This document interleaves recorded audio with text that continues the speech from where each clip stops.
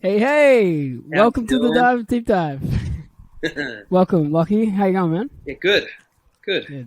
Nice for you to come here, dude. I've as I was saying before, this is probably our first one, and this is the first time I've ever done one on Zoom as well. Yeah, sick. Usually with the idea for this one was to have musos come in and collaborate with us, for our band. Yeah. But it just got to the way where I'm I just want to do it, and I just want to speak to people and Yeah, it's been hard, hey. It's been hard, hasn't it? How have you been going through the lockdown? Oh yeah, I've got. Wait, can I get him? Can I get him in? I got my Brucey boy here. Nice. Ugh. Hello, Bruce. He's a legend. I've got a dog as well. Maybe I should go get him. It's too late. What kind of breed is it? He's a Staffy. Oh, beautiful. Yeah. Is he how old? He's 11. Oh wow, he's quite old. Yeah. Old boy. Yeah. And you've had him for 11 years? No, I only got him. I rescued him last year. Oh, nice. Yeah. A lockdown doggy. Yeah. Whereabouts are you? I'm in Travancore. Where's that? In Melbourne. Oh, okay. Is it how far away from the CBD?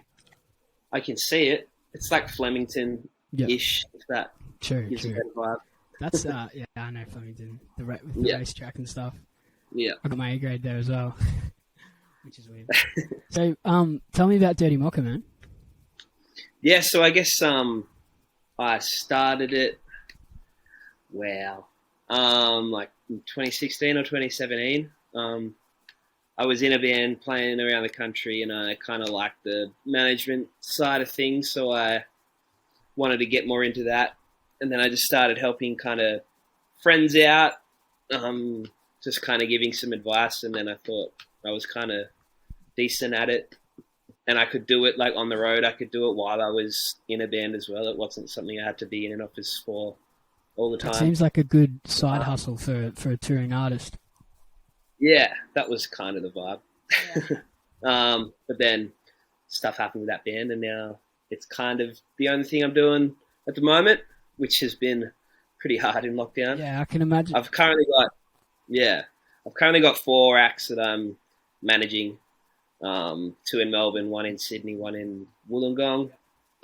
So a bit all over the place, but that's good. We're all doing what we can. Yeah, you guys would probably help each other out touring as well, I reckon. You'd sort of just. I mean, yeah, that's a kind of vibe. I don't actually think the genres cross over in a easy way, but can at least stay at each other's houses and stuff. Yeah. I reckon that'd be a massive thing, especially if you're trying to do it on a budget, which I'm sure you all are. Oh yeah, always. If you're breaking even, then you win. Yeah. I reckon touring would probably be more for the fun, and if you're a smaller band, it's more for just the good time that you have. Definitely when you're doing it. Yeah, because our band's probably looking at trying to book some in now, and we know we're not going to make any money because it's just and especially with COVID, all of the I don't even know if we'd sell any venues out, but we would probably not make enough money through ticket sales and stuff like that to break even. But we're fucking COVID has just been so boring that it's. You got to get out. You got to get out, eh? Yeah. I was reading on you. And there'll be people ready to party and just go to any kind of show. Yeah. I reckon. It could be a blessing, but we'll see. I'm pretty keen for shows to open back up again. Yes. I can't wait for that. They said there was something about the Sydney Mire Bowl, and they were doing a show there. I don't know what that's about though. But no one knows about it. Yeah, it's like a mystery show. Yeah. It'll surely just be one big label or something putting on all their artists, but it's hardly we're back. It's just we're putting on the Melbourne Cup, so we better put on a show. Yeah, exactly. It's like the Melbourne Cup has happened. We may as well don't look like a bad guy, and then just put on the just one show for 5 artists. Yeah, I'd be pretty happy to get to the Mire Bowl though. To be honest, I'll drive. Anything. Oh yeah, anything would be grouse. Even just having a beer at a pub would be I can't wait. So good. Yeah. The cold. Are there good pubs near you? I honestly haven't explored enough. Did you just move in? No, I just moved houses, but I've been around this area for 2 years, more than 2 years, which is, mostly. Yeah. Yeah, locked it's like down. you move out to Yeah. go into lockdown. Yeah. That's Yeah. like us, dude. Our house, like, we moved into it once the lockdown was like 6 months in, but we're not like close enough to the city to experience like proper like city life. But it's Yeah, I mean, no one wants to be in the city heaps yeah, anyway. depends on your Yeah. life. Like, my missus lives in Camberwell. I think it's Camberwell, and I get Yeah. Camberwell and another Canterbury mixed up. But she lives in Camberwell, and it's like close enough to like cough it, to like experience. And Yeah. I'm like, okay, I think like it's good to have like the two like spouts where I can go like to the city and then go back to like the suburbs. And it's way Yeah, better. yeah. Dude, I prefer like Brunswick and Fitzroy anyway. I love Fitzroy. I really do. Lovely. I reckon that place is just like, got a road, like a road cycle, like a bike that you ride on the road, and riding down Smith Street and Brunswick Street or stuff like that is just awesome. Like, it's like the best part of the week for me, I reckon, because you just like everyone's still walking around and there's not like that many cafes open, but there's a vibe there still. Yeah, it doesn't look like proper lockdown. You sort of can People forget. doing Yeah, like you just drive through and you're like, that's it. Yeah. No, I went for a drive on the weekend. And definitely people around. I think we might have just incriminated ourselves. I drove, and I'm in the 10Ks or whatever it is. I'm fine as well. Me too. Yeah.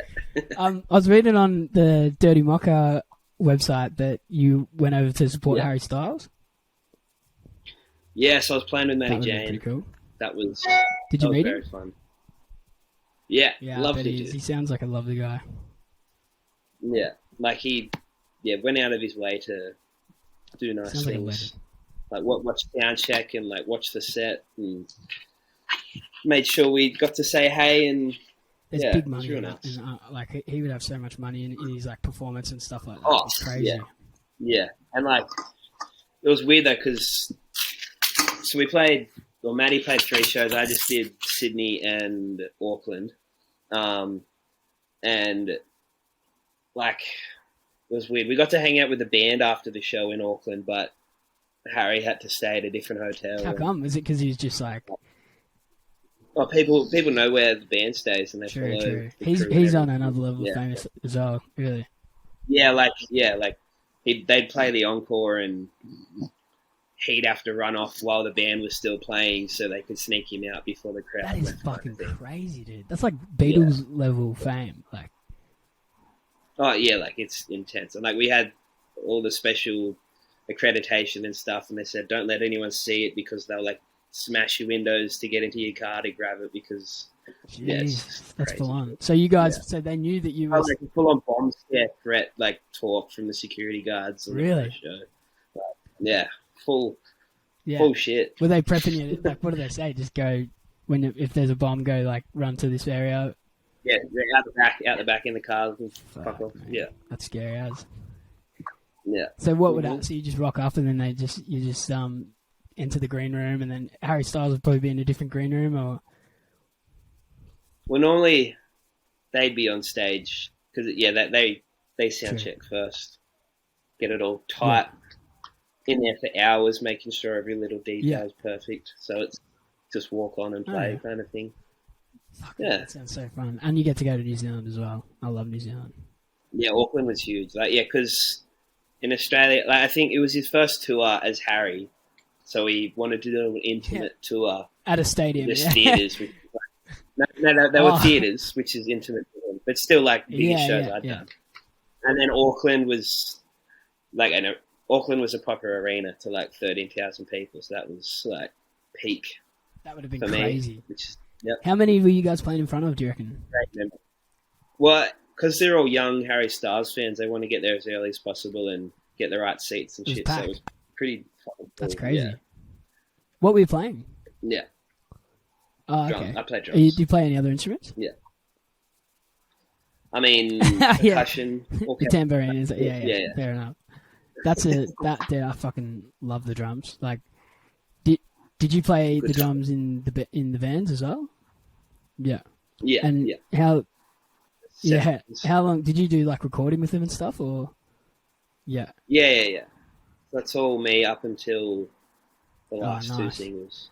Fuck, man, that would have been pretty fun. They It would was have played some definitely good good fun. shows.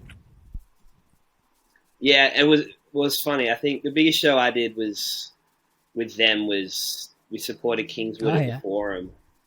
That was 2000. But then the Harry shows with Maddie were like the next month. That's full So on. was that 2000 with Kingswood and the Vans, and then the next month 2.5 with Harry, and then 13,000 Wow. with Harry. So If that like Yeah. you would have been It's like pretty in your big. element, then you would have just been like, yeah, that's like that was my prime. that's so good. Playing the Forum would have been Yeah. like awesome. Yeah, Forum's such Oh, a yeah. dope room. What's it like backstage? It's nuts. Yeah. It's nice there. Like theater. It's like under everything. But yeah, there's a bunch of rooms. There's catering, or like there's a kitchen and shit, but you kind of got to order or bring your own chef Pretty and funny in shit. the kitchen, but you can't use it. Well, you can use it. You just True.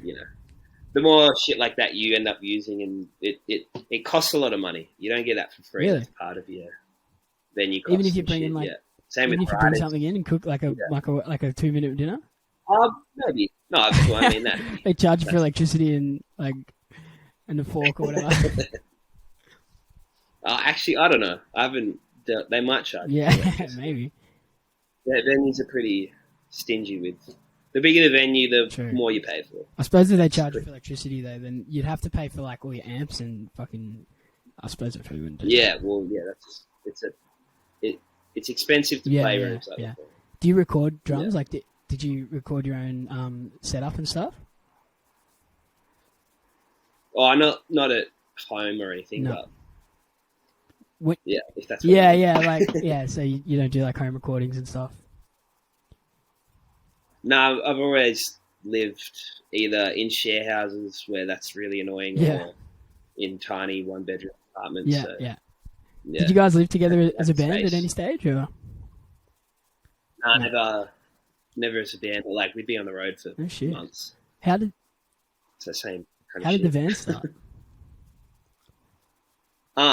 Started in Okay. high school, like just as a kind of met through high school doing school band comp Battle of the kind of bands, shit. playing like Yeah, playing fucking literally. Yeah. And then, just got lucky, did a band comp, got some money to put into recording demos and EPs, and we were really lucky and just got little opportunities early that helped pay for stuff that helped progress. So we never really had to put in a whole bunch of our own money, which That is convenient. good. Did And that it pay for definitely the helps. studio time and mixes and? Yeah, definitely early. Yeah. And then when was your can you remember your first gig? I think the first one was okay. band comp. It was in The Gong. Okay, so you were originally from Wollongong.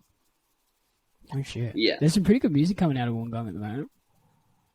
Yeah, well, yeah, and it's been yours and ours kind of Yeah, helped yeah. kick that all off.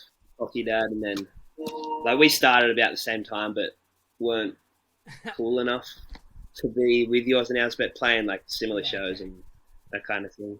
But yeah, At other kind of festivals. did it. Had their support in a local scene, but still had to do it ourselves. You could at the probably time just go kind of down to thing. Sydney. Like if you wanted to play pretty good, but like good shows and stuff, you could have gone to Sydney. Well, yeah, when we started, and Hoggy Dad were the same.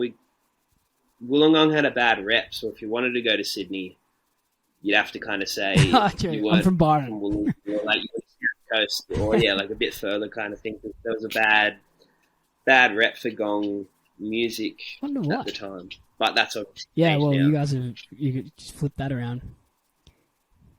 Yeah, Some of the- yeah. Some of the I think the Terrys are from Wollongong. Yeah, Terry's a Gerringong, which is so the bands were Kiama, which is like 10 minutes up the road. So is that what you say when you go to Sydney? Yeah. Yeah, that's what. Yeah, Kiama, yeah, not Wollongong. Wollongong, where's that? Yeah. Yeah. And Hockey Dad, were they from like Wollongong, the town? They were a lot closer to Wollongong, but they're from a town called Windang, and back then on their Facebook and stuff, it was Leisure Coast. So that's how they get away with the without sand from the gong. Yeah, not being Wollongong. Yeah, That's fucking hilarious. It changed as soon as yours and ours kind of picked up. But that's I've never been to that festival, but I've heard like heaps of good things about it, and I've seen like little videos of like even Sticky Fingers. I know that's a bit of taboo, but like they played like I was like saw a video of it on YouTube the other day, and I was like, fucking hell, that's been a long running festival. And yeah, well, it started off as a birthday party for yours and ours, which was a venue, which was then Rad Bar. There's a whole history to it, but yeah, the festival started off as just a birthday party. It used to be at the venue, but it got bigger every year. And I think the first proper festival was like the third birthday. And that was with like, at the time it was, I think it was Sticky Fingers, Dune Rats and Sapphire. And that would have been like 2015. So like, that's when they were in there. Those True. I thought that would have been like, I thought you were saying that was before they kicked off. Because that would... No, it was still like they relatively big. They were popular at the time, and the shit had to come out. Yeah, before they fucking ruined it. Yeah, pretty much. Yeah, the East Coast, like I wanted to go up there. My dad lives up there, and he lives right next to the Gold Coast. And every time I go up there, I'm like, fuck me, I love this place so much more than Melbourne. Like, it's probably one of those things where once you get up there, you'd be like, okay, I miss Melbourne because it's got all your friends. Yeah, Gold Coast is a bit. It's nice to visit. It's a nice place to stop by, and it's like, but like, I like that weather, and I like the surf, and I'm like, it's nice. Yeah, it's a big small town. How come you left Wollongong? Because I would have been like in my element now. Or same kind of thing. Music was more happening down here. I kind of. Like, I wanted to do my own shit with management and industry stuff. And I kind of, if I wanted to do that in Wollongong, I'd have to be a part of yours and ours. Yeah. But I was always on this like line of, do I do my own thing or do I settle a bit and work for a company? Yeah. Kind of thing. And when I was even in the band doing that kind of shit, I was like trying to get jobs, and I was going to uni, and even I'd be trying to get industry jobs, and they'd be like, "Oh, you're in the bands. You should be like putting the attention into that." I'm like, but money. Oh well, as a side hustle, for sure. Yeah. How come you did you just like narrow it down to management, or did you think about doing like publishing and what's the other, booking agent? Yeah, and I I studied at uni and did entertainment management as a degree. I didn't finish that. Look at you now. But I sussed options, and it was kind of, management made the most sense as a side hustle, like as something I could do while on the road. I didn't have to be doing a 9-to-5 or a desk job or that kind of thing. Like, publishing, PR, all that kind of shit. I think more people are more open to work from home after COVID now, but I think at the time management just made the most sense. And I was doing it with the bands before we had management. Did you manage the bands? Anyway.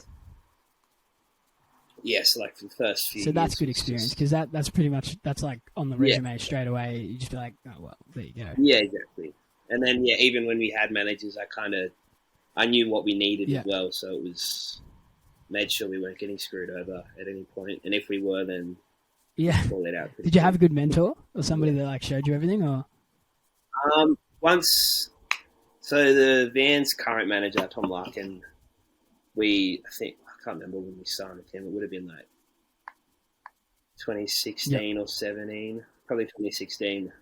And from then he was a great mentor while I was in the band, but he's a very busy man, so have kind of lost a bit of contact there since. But I reckon being a manager to a band like that would probably take up a lot of your time. Yeah, and they're not the only band as well. He would have a fuckload of bands, I'm sure.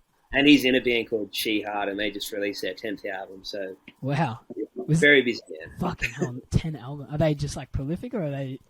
Yeah, they're like 90s. They're like New Zealand Silverchair. Oh, really? Yeah. Yeah, like huge. Like you mean they sound like Silverchair? No, Or but you like, mean like they're in that caliber? in New Zealand, they're Considered the biggest. Silverchair. Yeah. Fucking hell. Yeah. I've never heard of Yeah. them. That's crazy. What are they now? I'm gonna. Shihad. Shihad. True. That's pretty awesome. New Zealand. I was actually there during the last lockdown. Like, once we had that gap in between the first one and this one. Yeah. And I got across to Queenstown and saw Queenstown for the first time. And Sick. my God, that place would be such a good spot for a muso, because I reckon you could just book yourself some gigs around there and just like stay there for a few weeks and just keep playing. Yeah. And like, I've heard that. oh yeah, it looks like it's set up like really well for artists. But even just getting like a recording area up there, like a nice studio. It's real pretty, isn't it? I haven't been there, and yeah, only got to visit Auckland for like 2 nights with the Harry show, and like didn't do anything, just saw the hotel room, and the arena, copped an earthquake, and then fucking off you go. But yeah, I reckon like that's a massive thing for artists as well. It's like being in an area where you feel like inspired, where you're feeling good naturally, like that. I just don't understand why artists don't go over there and record like an album like when they're it's a good call. when they're on good money, you know. But that place is like fucking beautiful, dude. And I reckon like even there, or like go up to Byron Bay, or like even Northern Queensland, and just like pump out an album. People go to Thailand. Yeah, I've heard. Well, that'd be cheap as well, wouldn't it? Like, surely you wouldn't. I think that's the thing. Like, and you get to. There's this studio that heaps of bands have gone to, that like you stay at the studio. They've got rooms and they've got a pool, and that's awesome. And it's just as expensive as using a dope studio here. Yeah. But you're in Thailand in a way, and getting to holiday at the same time. And as if you wouldn't write good music when you're over there, like in your own like. Well, yeah, like you kind of normally when you're doing an album, you've written it all. Yeah. Like sometimes, but I reckon there would probably be like you're right. You would have music that you're going over there to record, but like the sounds and stuff that you throw on top of the music, and would just the little how you feel, extra bits. Yeah. But dude, fuck me, if I could get over to like anywhere like that, I'd really like that. I mean, at the moment, I'd just get out of Melbourne. Anything. Yeah, somewhere where like people and different skyline and yeah. I think the government was talking about opening up. I think maybe it was like I'm hearing it from somebody else and telling you about it, so I don't know how true it is. But that you can go do 7-day quarantines if you go to like Japan or. I think overseas, but we still haven't opened up our state borders, so I don't know what. I don't know how that works. Yeah, I don't know how it works either, but that would be a fucking good play, I reckon, getting over to Japan. Yeah, but they need to sort it out, because people will start to go to Japan or Bali so they can get into New South Wales. Oh, yeah, and then fly back home. Yeah. It's expensive interstate trip. Yeah, but if you haven't seen family or something like that, like yeah, for sure. People are going to be doing it. Yeah, absolutely. Sort it out. Just open up the borders, get us all back to seeing each other. Yeah, fucking oath, man. I'm vaxxed. Are you vaxxed? Yeah, I'm fully vaxxed. Yeah. Yeah, I just got to the point. It sort of hit me, man. Like, prior, like, if once COVID came to the point where you realize things aren't going back to normal unless everybody gets vaccinated, then I was like, I'm like fully on board. But prior to that, I was like, I'll go either way. I couldn't care less. I mean, I've been vaccinated my whole life. Like, yeah. It's nothing new. Yeah, for sure. Like, if you've had the flu shot and you've had all the other ones, and it's like, what's the difference to this one? Bar the fucking 2 years of research, but that's coronavirus isn't new. Well, it's like SARS. Coronavirus at all, yeah. Like, coronavirus is like, at least, they've been doing the research for more than 10 years on coronavirus vaccines. So they've been researching it for 10 years? Yeah. Because coronavirus it's only new for us because it broke out. But in China and stuff, it's not a new virus. Yeah. It's just this version of it was more spreadable and got out of China. True. Yeah.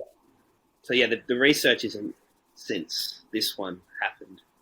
Oh, okay. I thought it was just a thing that they had, and then all of a sudden it broke out, and then they're like, "Oh, it's a massive pandemic, so we got to get a vaccine to." No, they've been doing the research. Like, it's They've been doing the research for 10 years. Bloody hell. Do a quick Google. Yeah. I need somebody here to fucking help me. I mean, yeah, there's I believe you. a lot of information and a lot of noise about unsafe shit, but it doesn't take much to actually look it up and realize it's all fine.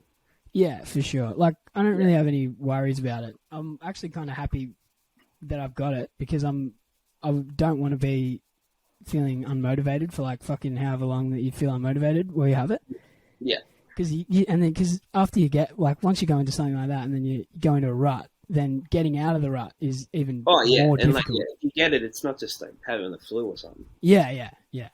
Anyway, I don't want to get the flu. Flu sucks. Well, yeah, that's it. Yeah, like that's it. You just feel like completely unmotivated, and then you just like going into a rut, man. And especially during a pandemic, it's not good. Like for your mental health. On that, I've got chronic fatigue, so that sucks. It's like having the flu just all the fucking time. That sucks. How do you counter that? Can't. There's no cure or anything. It's just coffee. management. 24/7 coffee. Fucking. Just mothers from fucking 6 to 6. Yeah. God, that sucks. So you just feel tired all the time.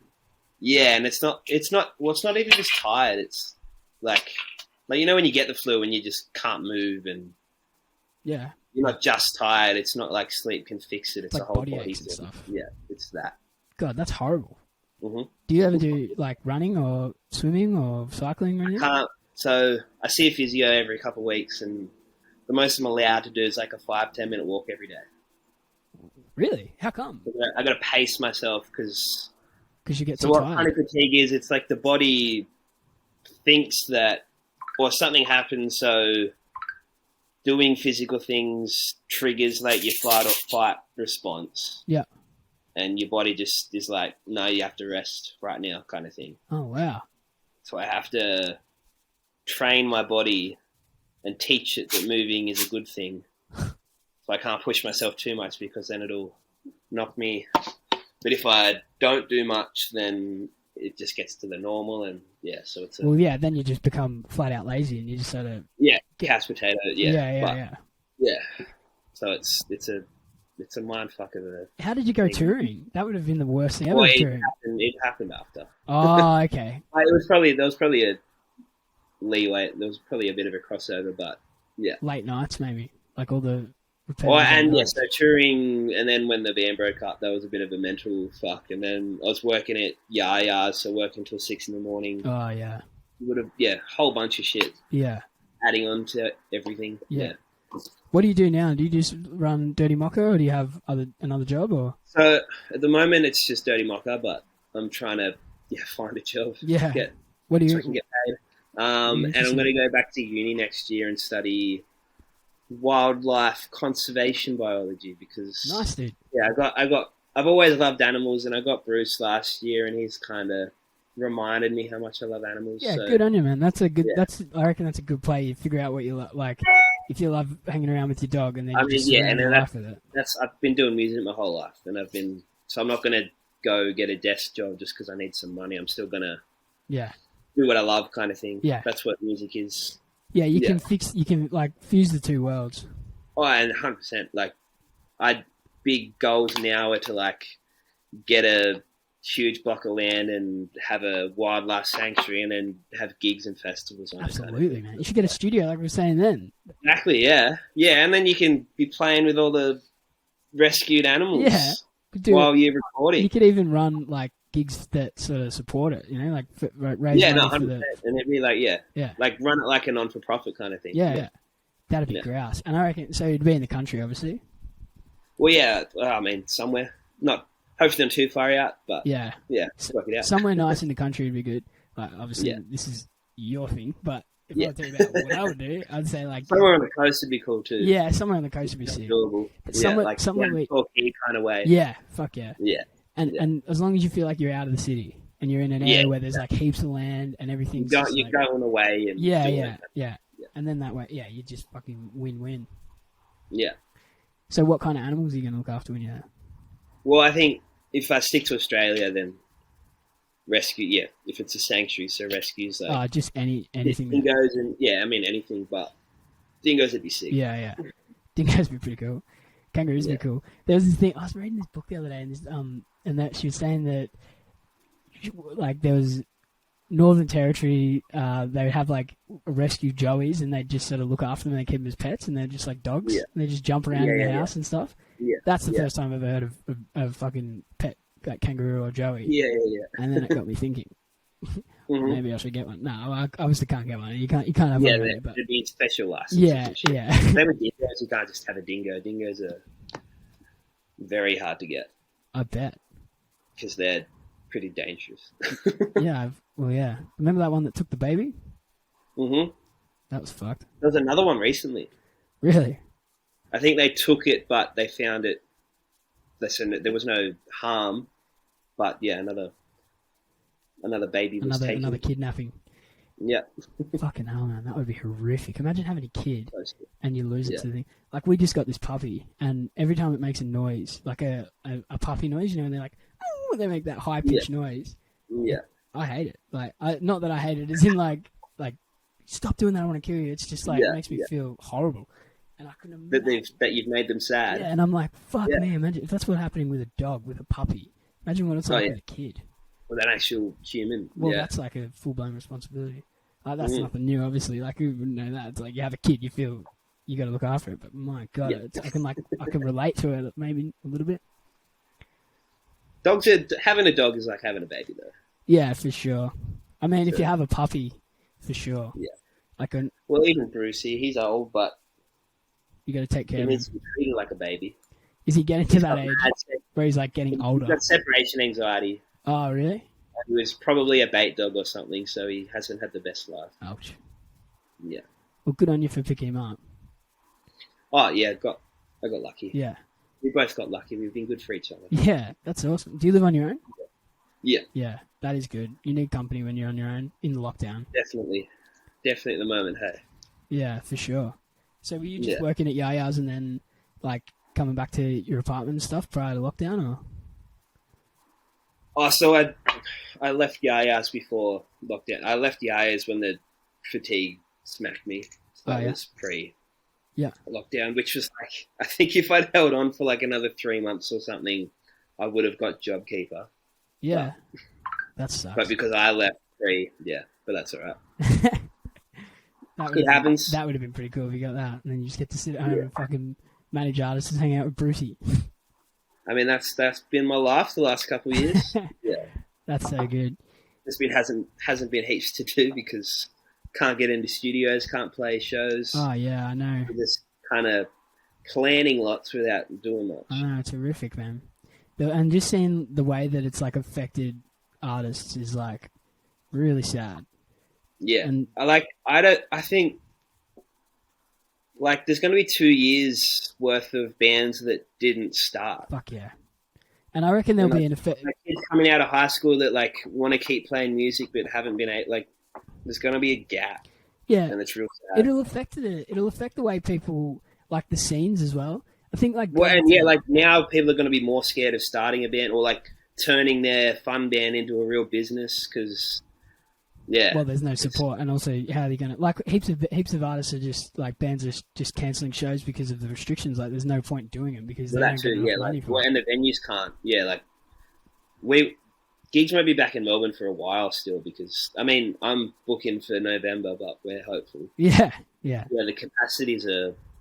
Yeah. Yeah. It's still we don't really have a roadmap yet. No. Which is scary. It is scary.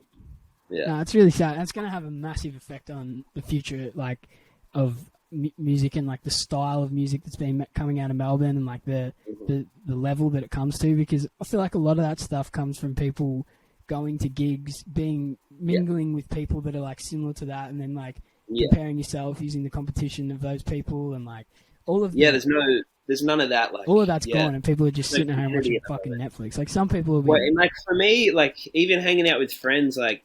As someone in the music industry, like none of us are kind of used to planning things. Yeah. Because we just go to a gig and like see each other there and like that's how we hang out. Yeah. But now like we have to plan a picnic and someone has to decide to plan that or Yeah, Yeah, and also like you've got a small window to do it. Like you're going to be like, someone's like, oh, okay, we'll go on Saturday, and then it's raining, and then it's like the only thing that you've got on your go, and then it's like, well, what do you do from there? Yeah. But you're right. Like a lot of just like general hobbies have just been fucking squashed. Like not just in the music industry, but like even people that like play like footy and soccer and all of just like recreation's just been. And just the easy social stuff. Yeah. Like everything's, you have to plan it now. There'll be like higher levels of social anxiety. There'll be like just like general things where you're just constantly practicing being around people and mingling. Like you don't get to do those things anymore. Like it'll actually be pretty interesting to see what happens in like the 3 or 4 years that follow like COVID once it's like fully done. I don't think it'll take that long, but yeah. No, but I mean like once we're out of lockdown, it'll be interesting to see what happens in like the 3 or 4 years afterwards, because just of the way that 2 year gap of people not being able to do things normally will affect them for the future. Like, and it'll be interesting to change see. Things. Like it'll change the way people do shit.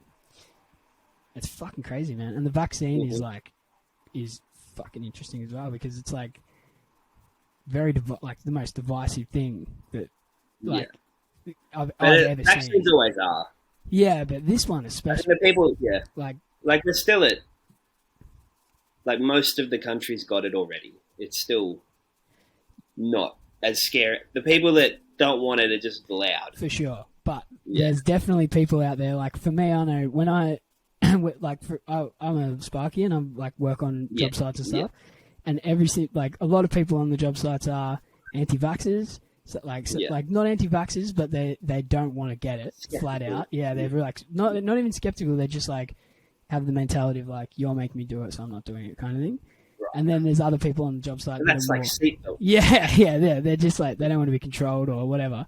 And then there's other people on the site that are like way more like factual, logical, read into it. They understand things and they're not like that. And the tension it causes between people is fucking like amazing. And like, even when I think back to like people I've met, people that I've known for a long time, every single person back then before COVID that I haven't seen since it's happened, they all now will have an opinion on it, and like now that's going to affect the way I view them as well. Yep. Every single person will have the same thing, and it's just fucking throwing a big wedge down the middle of everybody. Like, you know, you're either on one side or you're on the other, and it's like it's just fucking horrible, man. I hate it. It is. It's going to be that bit's going to be weird to see. What friendships last and that kind of thing. Yeah, there'll be heaps of wedges thrown between like friends and families and stuff like that, which will be pretty horrible.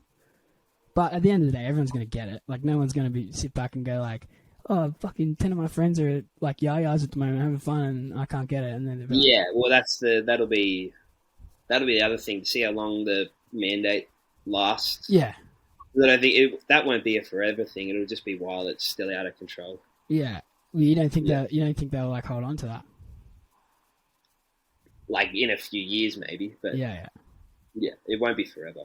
Just like all the other vaccines, you don't get checked if you've got the polio vaccine or meningococcal or hepatitis. Yeah, true. Maybe there won't be like passports and stuff like that. Yeah, well, but that's the other thing. Like when I went to China, I had to get shots, and it wasn't to be safe in China, it was to not bring anything back. Yeah. Well, yeah, you gotta go through. That's not new. Vaccine passports aren't new. Yeah, no, they're not new for sure.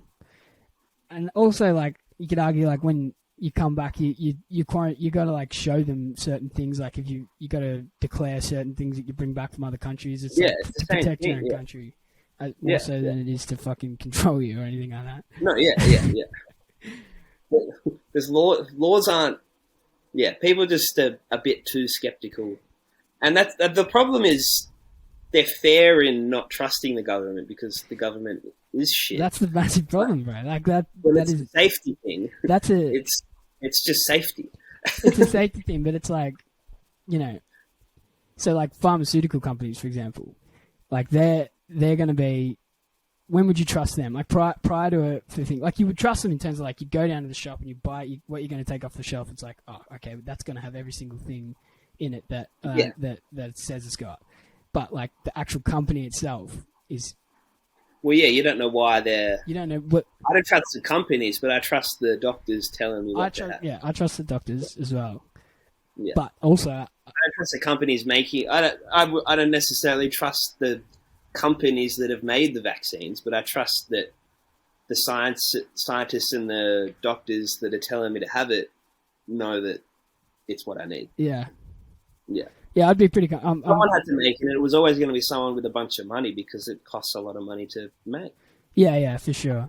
It's the time frame of like the rush that I can understand the skepticism in there. Yeah, like, but that's the whole thing. Like people think it was rushed. Yeah.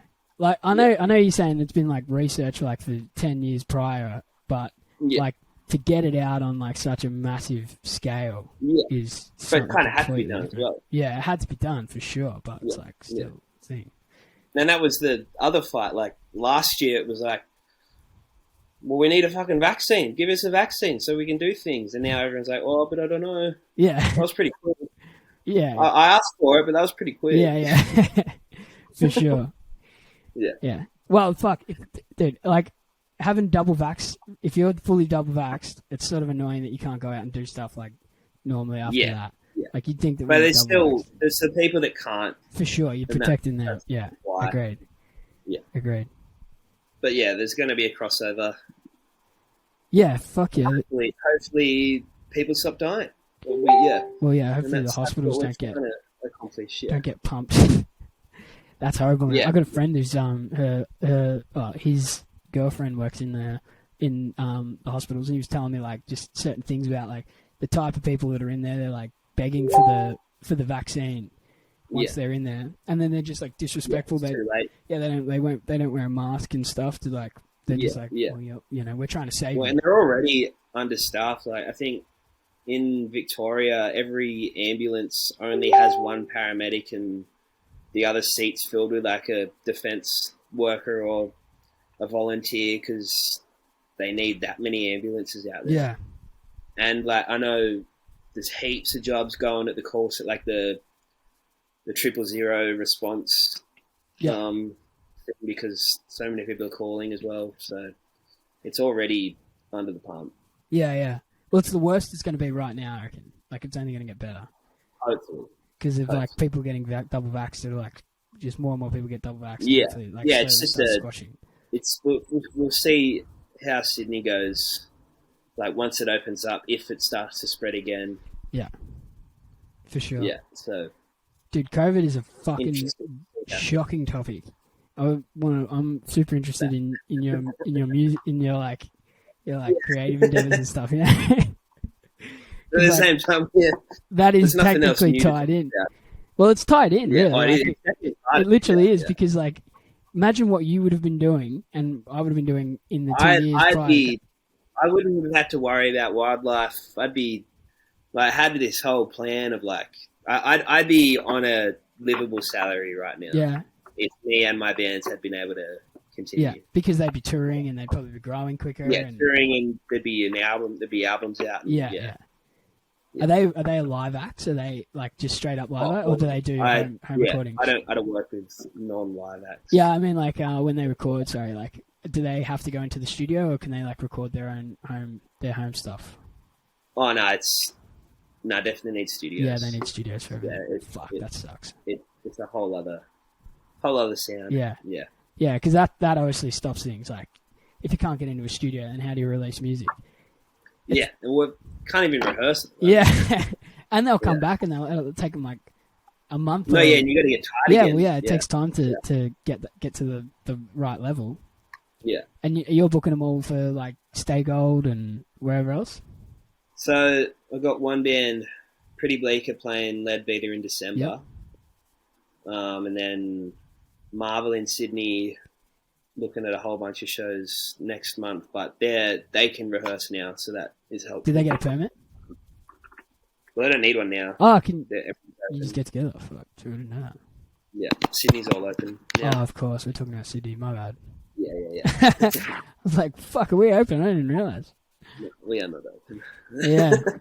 And the other ones are there, and they're all just good? Yeah, so Salt Wollongong, they're back at it. Yep. They'll be rehearsing soon, I think. a couple of them just need to get the second vax. Yep. And then Rahab's in Melbourne, and she can do a bit of home stuff, but she's also been studying while she can because lockdown makes sense. So music's a bit on the back burner for her. Yeah, but yeah.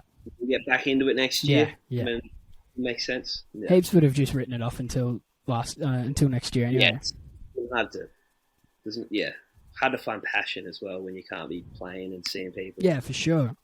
And I reckon, like, writing music comes from, like, well, if you're a lyricist, that is, but, like, writing music comes from, like, experiences and stuff. Like, you can't, what are you going to fucking write about? You literally just got, like... And you can only write so many songs about... Like, yeah, and no one wants to listen. Like... No, yeah. God, that's the whole point of music, is, like, escaping from it. Like, you don't want to be, like, listening to it and going back into it again. You're just, like... Mm-hmm. I mean, that's not true either. Like, that's, like, fully subjective. People can just do whatever the fuck they want, really. Yeah. But, like, for me personally, I would be like, well, it's a bit bland. Yeah. But, yeah. And I think there are, couple songs, but that's it. Yeah. And not like, I mean, like a couple songs from everyone collectively, not a couple each. Yeah. That's fair. Well, man, I reckon I'll probably have to shoot off now. That's all But good. it was a fucking awesome chat. It was good to meet you. We've been chatting on Messenger, and I was like, read through it, and I was like, sick. Let's kick the podcast off. And I was, So yeah, it's a funny way to meet someone. I've never met somebody like initially through a podcast before. So I love it. What's this gig? The gig we were going to try and get a mental health gig going for we had one booked fucking years ago before COVID happened, but we were going to do basically just get all the proceeds go to Beyond Blue, and then we have like five or so bands on there, but we're just trying to figure out the other bands that we were going to put on it. The old bands were like, some of them like, it was my band before this one, and like we could get together and do that, but like we've got another band that doesn't play anymore, and then we just wanted to find some other bands that like one of our mates was going to like help us out, like to network with and stuff. So we're just going to get all that together, and then we just need a venue. So that's what I was going to hit you up about. Yeah, right. So now it's live out there for everybody to know. But yeah. I reckon you should sus Support Act as where you send the money, because they're music industry specific. Support Act? Yeah. What do you mean? It's a company. Oh, Support Act. Oh, okay. Yeah. Oh, okay, cool. So I just sign up through them, and then I just send it to them. Yeah, we'll have a look at it, and you can just email them and be like, hey, we want to do this, and they might help out and shit. Cool. Yeah. Yeah, fuck yeah. I'll have a look into it. Like me and Shindy and the other boys will just like figure it out. It'll be the easiest part, I reckon. It's just getting the bands and then getting the venue and then the restrictions. Well, let me know if you want bands as well. Yeah, fuck, absolutely. Yeah. Well, yeah, I'll message you and we'll talk more about it. Yeah, so thanks for coming on, dude. It was actually good. really, really fun. Like I enjoyed that a lot. Sick. So yeah, there's a lot of COVID. Yeah, there's a whole lot of COVID and a little bit of music, and the Harry Styles thing's interesting. I'm going to tell my missus about that, and she'll love it. Love it. All right, well, have a good day, Lachie, and Sweet. thanks for listening. Have a good one.